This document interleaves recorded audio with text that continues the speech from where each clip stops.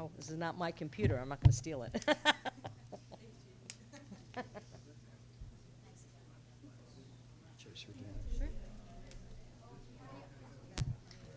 All right, thank you so much to Gigi for being here and making this work with her schedule.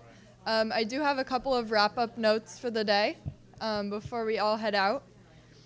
So I want to thank everyone for being here today, and I want to note something that always strikes me about these events, and that is the sheer range of attendees in the room. I think it's notable that in the room today we have municipalities of all shapes and sizes who are working on really unique projects. We're also joined by engineers, librarians, wireless carriers, law schools, and so many more. And to me, this really illustrates a universal recognition of the transformative nature of broadband.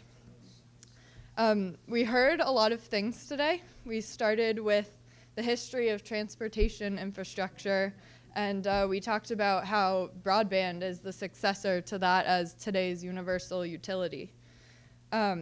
We heard from a variety of communities about how broadband is integral to the resilience of their towns and cities, and Mayor Harp and Mariah touched on the justice of universal access and often the injustice of the lack thereof. But we also talked a lot about what we can be doing now to fix that.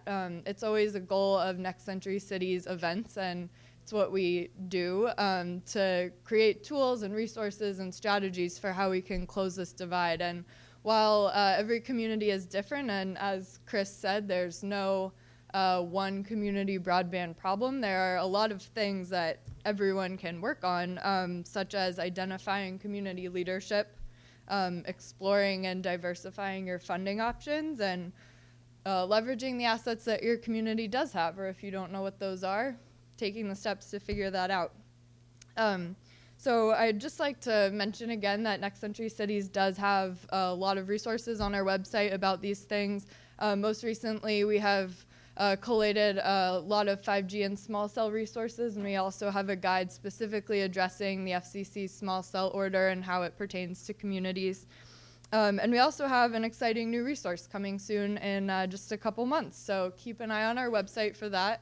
I hope you all find it very useful.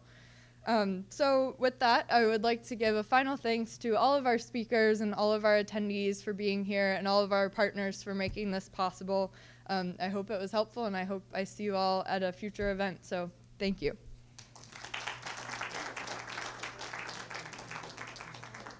And if you want